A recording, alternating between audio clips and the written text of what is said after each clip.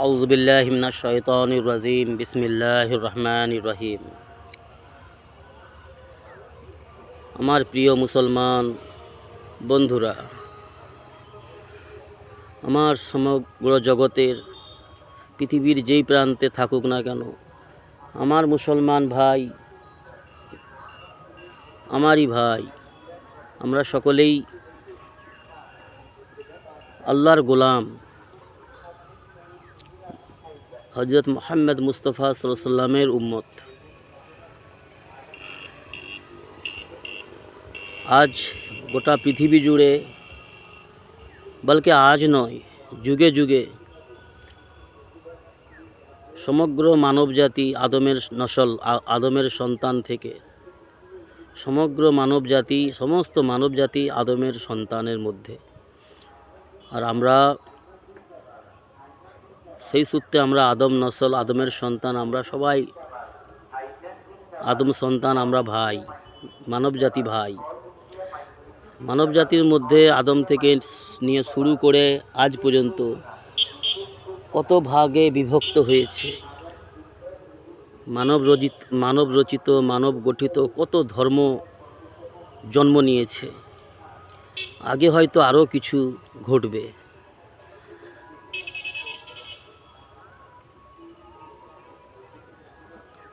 যে সমস্ত আমার ভাইরা মুসলমান ঈমান আনয়ন করেছে, ঈমান আনয়ন করার পরেও তাদের মধ্যে কত ভাগে বিভক্ত, কত মত, কত বিভাজন, কত আলাদা আলাদা চিন্তা চেতনা, আলাদা আলাদা গোষ্ঠী, আলাদা আলাদা উঁচু নিচু মানুষ বানিয়ে ফেলেছে। তো যুগে যুগে এটা হয়ে আসছে, আজও হচ্ছে, আগামীতেও হয়তো হবে। কিয়ামতের আগে অনেক কিছু ঘটবে। আজ যেটা আমরা চোখে দেখছি তার থেকে অনেক বেশি কিছু ঘটবে, আমাদের আনেওয়ালা নসল দেখবে। তো মূল কথা এটাই বন্ধুরা, মানবজাতি যেইভাবে ভাগে ভাগ হয়েছে, বিভিন্ন রকম ভাবে ভাগ হয়েছে, বিভিন্ন রকম মন গড়া ধর্ম বানিয়েছে, মন গড়া বিধান বানিয়েছে, সেরকমভাবে যুগে যুগে জায়দাদ ভাগ হয়েছে, দেশ ভাগ হয়েছে। আগামীতে আরও এমন কিছু ঘটবে, এমন কিছু ভাগাভাগি হবে। কিয়ামতের আগে অনেক কিছু হবে, কত কিছু হবে। কিছু আমরা দেখব, কিছু আমাদের আনেওয়ালা নসল দেখবে। মূল বিষয় এইটাই, মানুষ যেই আইনই বানাক না কেন, মানুষ যেভাবেই আইন বানাক, যতই শিক্ষা অর্জন করুক না কেন, শিক্ষার মধ্যে অনেক দুর্বলতা থাকবে, কমি থাকবে, ভ্রান্তি থাকবে। মানুষের সমস্ত কিছুকে আল্লাহ সৃষ্টি করার পরে আল্লাহ নিজেই বলছেন যে সমস্ত বিষয়ে মানব জাতি দুর্বল, কমজোর, লাচার, বেবাস। এটাই বাস্তব। সমস্ত দিক থেকে আমরা দুর্বল, কমজোর, লাচার, বেবাস, মূর্খ। আমাদের কাছে যা কিছুই আছে, সমস্ত জিনিসের একটা সীমা আছে। সীমা অতিক্রম করলেই আমরা ভেঙে পড়ব। শিক্ষার দিক থেকে হোক, দৃষ্টির দিক থেকে হোক, চিন্তা ভাবনার দিক থেকে হোক, খাওয়ার দিক থেকে হোক, চলার দিক থেকে, যে কোনো বিষয়ে আমরা দুর্বল। যতটা আল্লাহ পাক আমাদেরকে আয়ত্ত দিয়েছে, সেই আয়ত্তের গণ্ডির মধ্যে থাকাটাই আমাদের জন্য ভালো হবে। গণ্ডি পার হয়ে সীমা অতিক্রম করলেই সীমাহীন ক্ষতি হবে এই মানব জাতির। যুগে যুগে হয়েছে, আজও হচ্ছে, কালও হবে। তো মূল বিষয় এটাই বন্ধুরা, দুনিয়ায় অনেক কিছু হচ্ছে, বিভিন্ন রকমের, বিভিন্ন প্রকারে মানব জাতির উপরে অন্যায় অত্যাচার হচ্ছে। যে যাকে দুর্বল পাচ্ছে তার উপরে চড়াও হচ্ছে জালিমরা। বিভিন্ন সকালে জালিম রয়েছে, বিভিন্ন রকম রূপে, বিভিন্ন রকম ছদ্মবেশে, দুনিয়ায় জালিম রয়েছে, জুলুমকারীকে আল্লাহ কখনোই ভালোবাসেন না। জুলুমকারীদেরকে আল্লাহ ছাড় দিয়ে রাখে, সুযোগ দেয়। যখন সীমা অতিক্রম করে জুলুম করে, অহংকার করে, তখন আল্লাহ পাক পাকড়াও করে তাকে নাস্ত নাবুদ করে, ধ্বংস করে। যেই সকালেই হোক, চাহে বড় ডিগ্রি, দিন ইসলামের আলেমের ডিগ্রি হোক, শিক্ষার বিষয়ে বড় আলেমের ডিগ্রি হোক, আমলের দিক থেকে বড় ডিগ্রি হাসিল করনেওয়ালা হোক, বড় জুব্বা, দাড়ি, টুপি, লোককে দেখায় যে আমি বড় একজন আবেদ, বড় একজন জ্ঞানী, বড় একজন আমল করনেওয়ালা।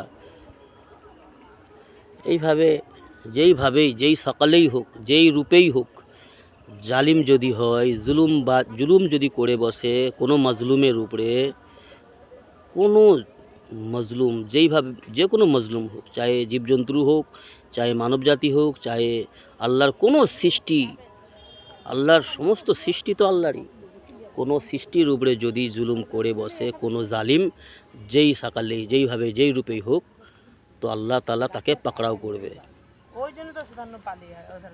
আর শুধুমাত্র পাকড়াও নয়, বলকে এমনভাবে অপমানিত করবে, এমনভাবে তাকে ধ্বংস করবে, এমন কঠিন শাস্তি দেবে যে সে আর উঠে দাঁড়াতে পারবে না।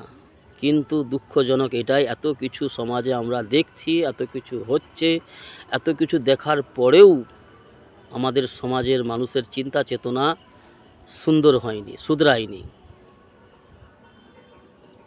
তার কারণটা কি জানো বন্ধু? তার কারণ আমাদের পিছনে শয়তান আছে, মানব জাতির খোলা শত্রু ইবলিস, আর ইবলিসের ফলোয়ার রয়েছে।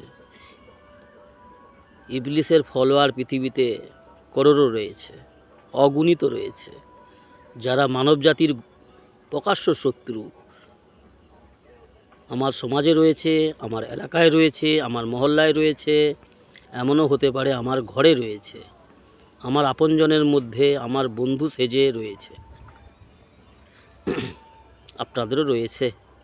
তো সেই জন্য বন্ধুরা, মূল কথা এটাই, দুনিয়ার সমস্ত বিষয়টাকে যদি আমরা মাথায় চাপিয়ে নিই, তাহলে কিন্তু নিজে বরবাদ হয়ে যাব, নিজে ধ্বংস হয়ে যাব। তো সমস্ত দুনিয়ার যে বিষয়গুলো আমাদের চোখে আসে বা কানে আসে, বা যেই বিষয় নিয়ে আমরা চিন্তা ভাবনা করি, সমস্ত বিষয়গুলোকে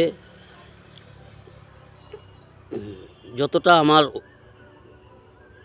ক্ষমতার মধ্যে রয়েছে, আয়ত্তের মধ্যে রয়েছে, ততটাই রাখি। বেশি অতিরিক্ত ওইসব বিষয় নিয়ে চিন্তিত হয়ে নিজেকে নষ্ট না করে বসি, উগ্র না হয়ে যায়, কোনো বিষয়ে যেন উগ্র না হয়ে পড়ি, উগ্র হয়ে না নিজের ক্ষতি করে বসি, নিজের ফ্যামিলির ক্ষতি না করে বসি। তো সেই জন্য মূল কথা এটাই হবে বন্ধু, নিজেকে সর্বদা মনে করি যে আমি বিলকুল সিফার, আমার নিজস্ব কোনো ক্ষমতা নেই, নিজস্ব কোনো তাকত নেই, নিজস্ব কোনো हैसियत নেই, আমি কোনো কিছুর যোগ্যই নই। বাস আল্লাহর গোলাম, আমাকে আল্লাহর গোলামি করতে হবে, আর আল্লাহর হুকুম, তার রসুলের এতাত করতে হবে, হজরত মুহাম্মদ মুস্তাফা সাল্লাল্লাহু আলাইহি ওয়াসাল্লামের এতাত করে আমাকে জীবন অতিবাহিত করতে হবে।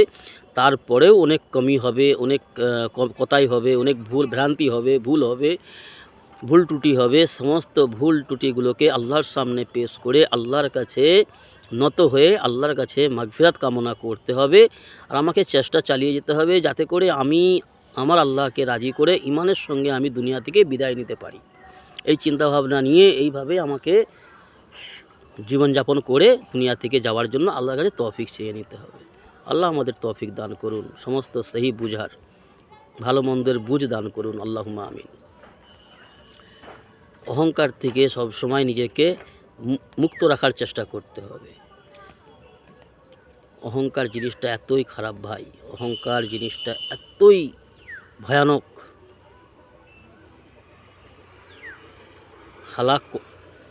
হালাক থেকে কেউ বাঁচতে পারেনি। যেই অহংকার করেছে তার ধ্বংস নিশ্চিত। তো এই জন্য অহংকার থেকে বেঁচে থাকার চেষ্টা করি। আল্লাহ আমাদের দিন ইসলামের সহি সোচ, সহি বুঝ দান করুন, আল্লাহুম্মা আমিন।